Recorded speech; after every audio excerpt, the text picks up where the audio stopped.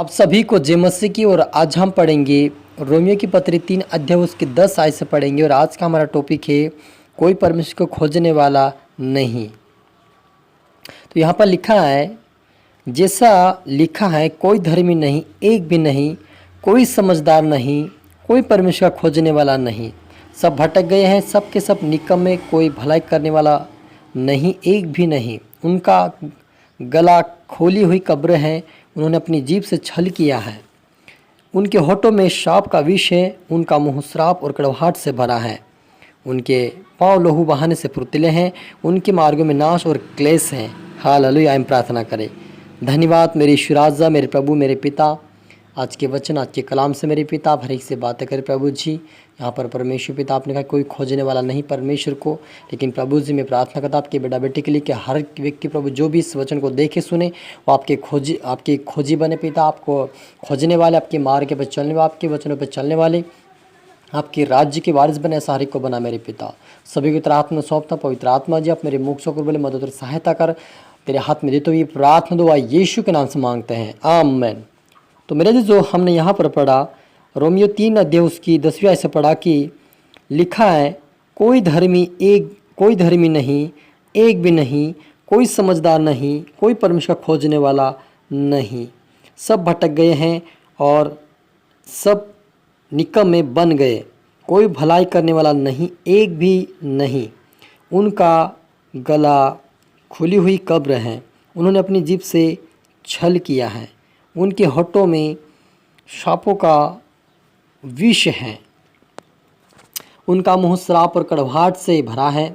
उनके पांव लहू बहाने से फुर्तीले हैं, उनके मार्ग में नाश और क्लेश हैं। उन्होंने कुशल का मार्ग नहीं जाना। हालेलुया।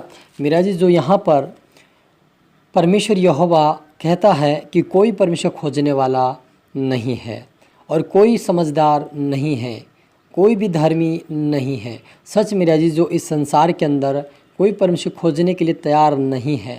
यदि उनके पास वचन पहुंच गया फिर भी वो उस वचन के अनुसार नहीं चलते, लेकिन अपनी इच्छा अनुसार चलते हैं और लगा तो वो जाते हैं प्रार्थना में, अगर उनकी इच्छा नहीं है तो वो नहीं जाते हैं। ऐसे लोगों को परमेश्वर कहता कि वो खुली हुई कब्र के समान हैं, जो जिनके मुँह में, जिनके होठों में शापों का विष है, उनका मुँह श्राप और कड़वाहट से भरा है।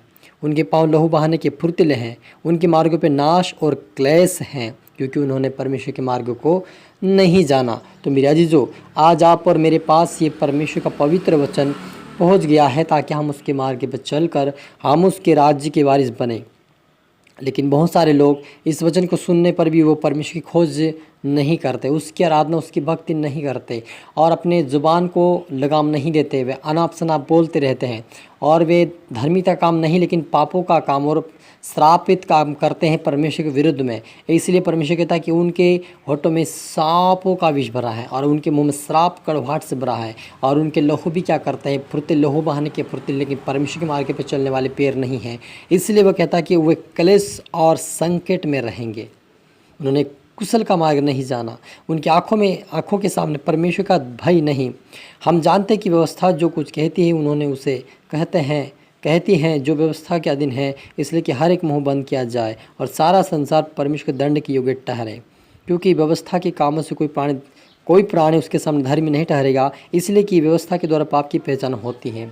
हालेलुया। मेरा जो यहाँ पर कहता परमेश्वर पिता कि वे व्यवस्था से जो कुछ कहती है उन्हीं से कहती है जो व्यवस्था के अधीन है, क्योंकि व्यवस्था वो है मेरे जो परमेश्वर की ओर से दिया गया व्यवस्था है कि हमारे जीवन में पापों की पहचान होती है। लेकिन हमारा उद्धार व्यवस्था से नहीं हो सकता है, लेकिन उस व्यवस्था पर चलेंगे तब यीशु मसीह के लहू के द्वारा आप और मेरा उद्धार हो सकता है, क्योंकि हमें यीशु मसीह उद्धार देने के लिए आया, व्यवस्था नहीं आई। लेकिन हमें व्यवस्था का पालन करना होगा, तब हमारे जीवन में परमेश्वर यीशु मसीह कार्य करेगा और हमारा उद्धार करेगा। क्योंकि वह कहता है कि वह हर एक को, जो भी व्यक्ति रहेगी जो पापों में जीता है, उनको परमेश्वर उनके अनुसार, उनकी कार्य के अनुसार ही उनको दंड देगा।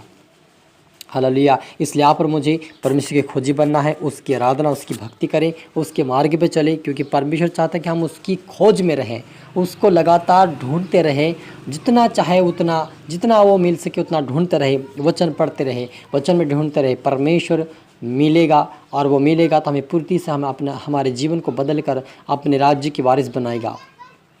आज हर व्यक्ति के पास परमेश्वर का वचन पहुंच चुका है, लेकिन वे उसे अनजान हैं, वे उसे सुनते नहीं हैं, उसे अनसुना कर देते हैं, वो इग्नोर करते हैं और परमेश्वर के वचन को नहीं, दुनियादारी की बातों के ऊपर ज़्यादा मन लगाते हैं। ऐसे लोगों को परमेश्वर कहते हैं कि वे मेरे खोजी नहीं हैं। वो अपने लहू बहाने के फुर्तीले कार्य कर रहे हैं उसे, और ऐसे पैर रख रहे हैं जिससे लहू बहाने के फुर्ती के कार्य कर रहे हैं, लेकिन मेरे मार्ग पर चलने वाला कोई नहीं है।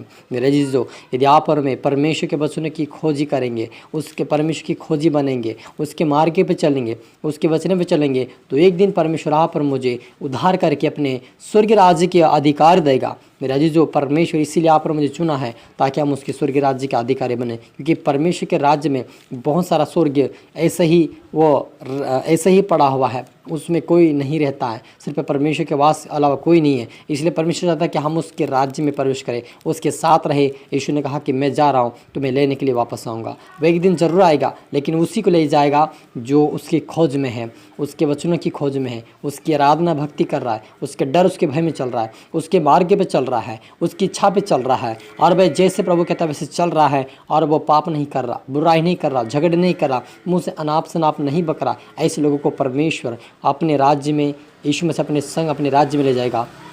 लेकिन जो उसकी आज्ञा को नहीं मानते हैं वो नष्ट किए जाएंगे। मेरा अजीजों, नूह के समय भी ऐसा ही हुआ था कि परमेश्वर ने मौका दिया था कि वे जहाज़ के अंदर आकर बैठे और वे बचाए जाए, लेकिन उन्होंने नूह के ठट्टा उड़ाए, हंसी उड़ाए कि आज तक हमने पानी बरसते हुए नहीं देखा है, लेकिन इसको किसने बता दिया और किसकी सुन ला। ये बुढ़ा भी अब तो इन समयों में सटिया गया है, इसका क्या, इसकी बुद्धि कोई ज्ञान नहीं है, कैसी बातें करता है। और वह अपनी अपनी इच्छा पर चल रहे थे, शादी विवाह चल रहा था, मौज मस्ती चल रही थी, लेकिन परमेश्वर खोजने वाला कोई नहीं, उस समय भी कोई नहीं था। आज भी परमेश्वर को खोजने वाला नहीं, कोई नहीं है। जो खोजता है वही खोज रहा है, और जो आने के बाद भी उसके सामने वचन आता है, सुनते हैं, लेकिन उसके अनुसार नहीं चलते हैं, ऐसे को परमेश्वर कहता है कि वो मेरी खोज नहीं है, और एक दिन वे लोग दंड के योग्य ठहरेंगे। तो मेरे जो आप और मुझे उसका खोजी बनना है, उसकी आराधना, उसकी भक्ति करें, ताकि हम उसके राज्य के वारिस बने। आए हम मिलकर प्रार्थना करें।